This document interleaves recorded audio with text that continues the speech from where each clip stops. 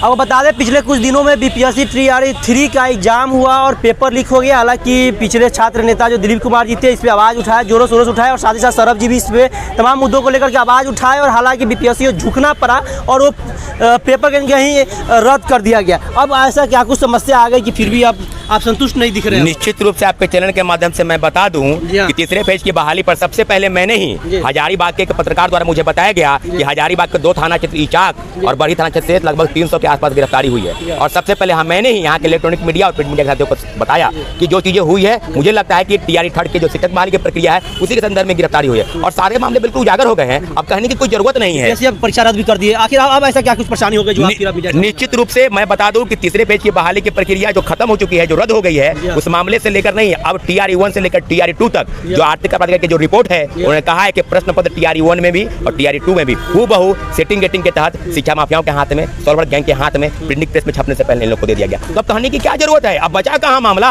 अब मामला तो सिद्ध हो गया कि आपके रहते जो अतुल भाई बोलते थे कि चांद पर जमीन खरीदने जैसा होगा, क्या हो गया? पैसा लेकर लोग बहाल हो गए। 10 लाख रेट हुआ था कि 12 लाख हुआ कि 14 लाख लिए, आप बताइए। लेकिन इतना जरूर है कि बड़े पैमाने पर दोनों फेज की बहाली शिक्षा माफियाओं के हाथ में चली गई है और राज्य सरकार जो क्रेडिट ले रही है, जो नियुक्ति प्रमाण पत्र बांट रही है कि हमने 2 लाख लोगों को नौकरी दिया। आप बताएं कि आपके रहते हुए भी 2 लाख लोग में से कितने फर्जी हैं और कितने सही हैं? दोनों की जांच होनी चाहिए। TRE 1 से लेकर TRE 2 दोनों में जांच होनी चाहिए, क्योंकि बड़े पैमाने पर हम पहले भी बोलते थे कि 67वीं पेपर लीक हुआ, 66वीं पेपर लीक हुआ, सिपाही भर्ती लीक हुआ, दरोगा का पेपर लीक हुआ। बिहार की कोई परीक्षा बाकी नहीं है जहां से पेपर लीक नहीं हुआ। और जब उजागर करने की बात होती है तो ये लोग ठंडे बस्ते में डालते हैं। आर्थिक अपराधियों को खुली छूट मिलनी चाहिए कि चाहे वो सॉल्वर गैंग की गिरफ्तारी हो, चाहे शिक्षा माफियाओं की गिरफ्तारी हो, चाहे कोचिंग इंस्टीट्यूट चलाने वाले की गिरफ्तारी हो, चाहे बीपीएससी के चेयरमैन से लेकर अधिकारियों की गिरफ्तारी हो। सब मामलों पर बहुत बड़ा रैकेट जो इस राज्य में फल फूल रहा है, सारे मामलों की जांच होनी चाहिए। और निश्चित रूप से TRE 1 से लेकर TRE 2 तक अतुल प्रसाद जी पूर्व चेयरमैन बीपीएससी, क्योंकि आपके रहते हुए परीक्षा संचालित हुई थी, निश्चित रूप से शिक्षा माफियाओं के प्रश्न पत्र कैसे चले गए इसका उनको जवाब देना पड़ेगा। और जांच के दायरे में जितने लोग हैं सबकी संपत्ति जांच होनी चाहिए कि बड़े पैमाने पर फर्जीवाड़ा हुआ और उसका जवाब इस राज्य की सरकार को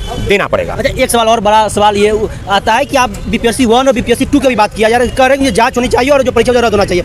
अब बताइए BPSC 1 हो गया या BPSC 2 होगा? BPSC 3 तो कैंसिल हो गया एग्जाम, या अभी ज्वाइनिंग हो रही है। BPSC 1 और BPSC 2 का छात्र ज्वाइनिंग कर चुके हैं, कई स्कूल में वो भर्ती हो चुके हैं। फिर वो बहुत बड़ा सवाल उठता है कि फिर उनको नौकरी से कैसे निकाल दिया जाए? फिर जांच की विषय आ जाएगी। निश्चित रूप से जांच के दायरे में वही लोग आएंगे जो लोग सही है या गलत है, यही तो देखना है ना। आप पैसे देकर बहाल हो गए हैं, आपके पास सीटेट फेल, STT फेल, कई फर्जी प्रमाण पत्र, डोमिसाइल फर्जीवाड़ा, दिव्यांगता प्रमाण पत्र फर्जी, तो सारे मामलों पर क्लियर हो गया है ना कि कौन सही है कौन गलत है। लेकिन इतना जरूर है कि बड़े पैमाने पर गलत लोग बहाल हो गए हैं। अब कहने की जरूरत नहीं है, ये आर्थिक अपराध इकाई की रिपोर्ट ने बिल्कुल सिद्ध कर दिया है कि बड़े पैमाने पर लोग बहाल हो गए हैं। और जितने मामलों की जांच है वो जांच आपको करानी होगी। अगर आप नहीं कराते हैं तो सारे मामलों को लेकर एविडेंस के साथ हम माननीय उच्च न्यायालय जाएंगे, क्योंकि आपको दूध का दूध और पानी का पानी आपको नहीं करना है। लेकिन माननीय कानून पर पूरा भरोसा है कि ये करेगी। और निश्चित रूप से पूरा बहाली, तीनों फेज की बहाली शिक्षा माफियाओं के हाथ में चली गई थी। आपके चैनल के माध्यम से हम मांग करते हैं माननीय मुख्यमंत्री जी से कि सारे मामलों की जांच TRE 1 से लेकर TRE 2 तक आपको कराना पड़ेगा। शिक्षा माफिया का बात किया है, शिक्षा माफिया में आप लोग लगातार नाम एक रंजीत कुमार करके ले रहे हैं और इससे कुछ दिन पहले भी BPSC का जब पेपर लीक हुआ था उस टाइम भी कोई और रंजीत कुमार का नाम बीच में आ रहा था। हालांकि इसमें कितना सत्यता है तो कानून इसे समझेगी, लेकिन क्या कुछ लग रहा है रंजीत कुमार कब तक ये बिल्कुल रहेंगे? रंजीत कुमार जो हैं, एक रंजीत डॉन हुआ करते थे बहुत पहले, नालंदा के रहने वाले।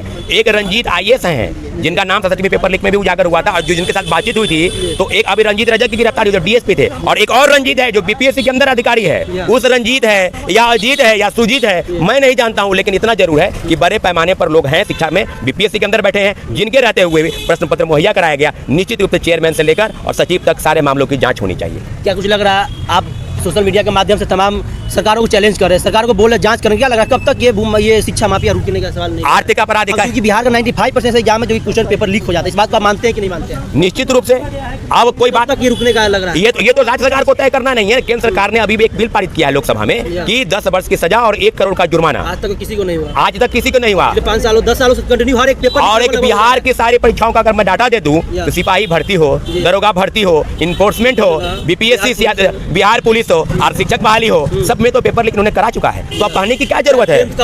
यहाँ तक एनसीसी का सर्टिफिकेट इन्होंने फर्जी कराया है। कोई परीक्षा बिहार में कोई ऐसा परीक्षा नहीं बाकी है जहाँ के इन्होंने पेपर लीक नहीं कराया है। क्या ये मान लिया जाए कि बिहार में एग्जाम देना है, नौकरी पाना है, एग्जाम नहीं नौकरी पाना है, तो पैसे के बल पे नौकरी लिया जा सकता है इस तरह का सामान? तो अब तो बातें सिद्ध हो चुकी हैं। चला आ रहा है ये बात आज पहली बार नहीं है। सारा परीक्षा में न कटअप बताना है, न क्वेश्चन पेपर बताना है, न आपको मार्क्स बताना है, सीधे रिजल्ट पब्लिश करना है। तो अब कहने की क्या जरूरत है। जब क्वेश्चन पेपर छपने के पहले प्रिंटिंग पर किसी दूसरे के पास चला जाए, अब कहने की कोई जरूरत नहीं है। सारे मामले उजागर हो चुके हैं। अब TRE 1 से लेकर TRE 2 तक और तीसरे पेज की बहाली पर तो सिद्ध हो चुका है कि अब हम उस मामले में वहां तक आ गए हैं कि पैसे देकर लोग बहाल होंगे। और जो गरीब किसान मजदूर के बच्चे हैं वो दिन रात तैयारी करते रहे, पढ़ते रहे, उनको नौकरी नहीं लगने वाली है, पैसे लेकर लोग नौकरी करेंगे और बाद बाकी परीक्षा इसी प्रकार से चलती रहेगी। हरि अनंत हरि कथा अनंता। बिहार के प्रदेश की जनता को सब समझ में आ चुका है। हम युवा होने के नाते अब समझ चुके हैं कि बड़े पैमाने पर फर्जीवाड़ा हुआ और सरकार आंख मूंदे बैठी रही कि कुछ नहीं हुआ, कुछ नहीं हुआ। सब कुकृत सिद्ध हो चुके हैं कि अब कहने की जरूरत नहीं है, सारे मामले सिद्ध हो चुके हैं। चलिए, तो हमारे साथ सौरभ तिवारी जी थे जो कि छात्र नेता है, और इनका कहना है कि बिहार में अगर किसी तरह का कोई भी एग्जाम होता है तो 95% ऐसे एग्जाम है जो कि